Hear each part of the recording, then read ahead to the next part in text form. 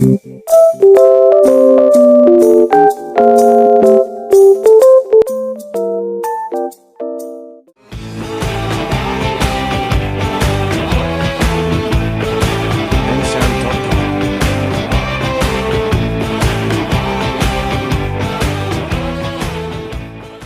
minggu ini kita akan mempelajari materi tentang keseimbangan lingkungan. Bisa dilihat pada gambar contoh suasana lingkungan yang seimbang.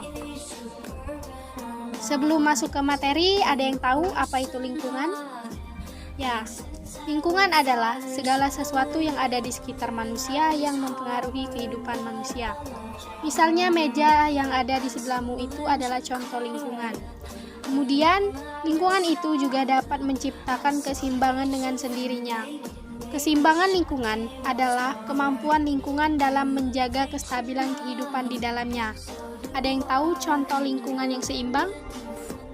Lingkungan sendiri memiliki daya dukung lingkungan. Daya dukung lingkungan adalah kemampuan lingkungan untuk mendukung kehidupan makhluk hidup yang ada di dalamnya. Jadi, lingkungan sudah menyediakan segala kebutuhan bagi makhluk hidup yang ada di dalamnya. Contohnya, air, udara, cahaya, itu merupakan daya dukung lingkungan.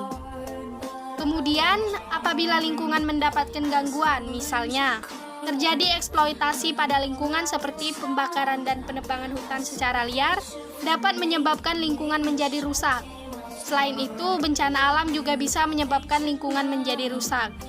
Nah, lingkungan nanti akan memiliki daya lenting lingkungan. Jadi, tanpa campur tangan manusia pun, lingkungan akan kembali ke keadaan semula sebelum terjadi gangguan. Itu yang disebut dengan daya lenting lingkungan. Daya lenting lingkungan adalah kemampuan untuk pulih kembali pada keadaan seimbang jika mengalami perubahan atau gangguan. Sekarang coba perhatikan gambar. Bisa kita lihat bahwa lingkungan ekosistem laut itu sangat seimbang. Itu terjadi apabila ada interaksi antar komponen abiotik, interaksi antar komponen biotik, dan interaksi antar komponen abiotik dan biotik. Contohnya ikan. Ikan itu berinteraksi dengan komponen abiotik karena ikan membutuhkan air, cahaya, dan lain-lain. Lingkungan juga dapat mengalami gangguan. Nah, gangguan tadi akan kembali ke kondisi semula. Proses itu dinamakan dengan suksesi. Suksesi adalah perubahan spesies dalam suatu komunitas biologi akibat adanya gangguan pada komunitas tersebut. Jadi, terjadi pada jumlah atau komposisi komponen biotik. Suksesi ada dua macam, yaitu suksesi primer dan suksesi sekunder. Suksesi primer terjadi pada wilayah yang dulunya tidak ada kehidupan. Contohnya, apabila lapisan esnya mencair, kemudian lapisan es itu terbuka, lama-kelamaan akan menjadi hutan, yang disebut dengan komunitas klimaks. Kemudian yang kedua ada suksesi sekunder. Suksesi sekunder yaitu suksesi yang tadinya ada kehidupan, kemudian rusak mengalami gangguan dan akan kembali ke keadaan semula, yang disebut dengan komunitas klimaks. Suksesi sekunder itu misalnya hutan yang terjadi penebangan, ditinggalkan begitu saja, didiamkan dalam jangka waktu yang sangat lama. Nanti, lama-kelamaan akan menjadi hutan yang seimbang. Akhir dari proses itu, ketika sudah menjadi hutan yang seimbang disebut komunitas klimaks. Sekarang kita lihat untuk contoh suksesi primer. Di sini ada daerah yang tadinya ada kehidupan, tinggal hanya ada bebatuan, kemudian mulai tumbuh lumut, kemudian mulai tumbuh semak-semak, mulai tumbuh tanaman herbal, tanaman pendek-pendek yang mulai ada serangga, dan selanjutnya sampai dengan komunitas klimaks. Nah, untuk suksesi sekunder itu kan terjadi pada wilayah yang dulunya ada kehidupan. Sehingga ketika mengalami gangguan tinggal tanaman-tanaman kecil, kemudian akan menjadi hutan kembali dalam jangka waktu yang sangat lama, tanpa bantuan manusia. Bisa kita lihat sendiri di gambar. Ini adalah beberapa dampak dari aktivitas manusia yang berlebihan, yaitu fragmentasi dan degradasi habitat.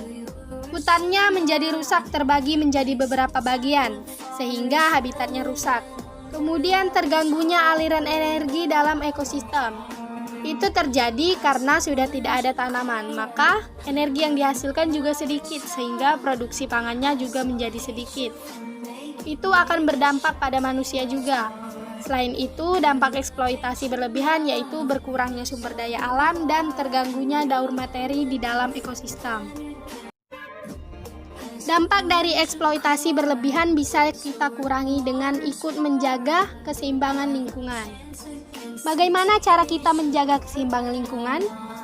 Bisa kita jaga dengan dua hal. Yang pertama dari sekitar rumah dan yang kedua itu dari lingkungan sekitar.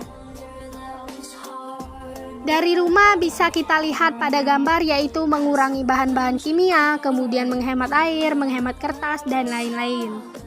Kemudian di lingkungan masyarakat bisa kita lakukan dengan melakukan reboisasi atau penanaman kembali, kemudian dengan menjaga kelestarian lingkungan atau menjaga kelestarian hutan, dengan tidak melakukan penebangan hutan secara liar.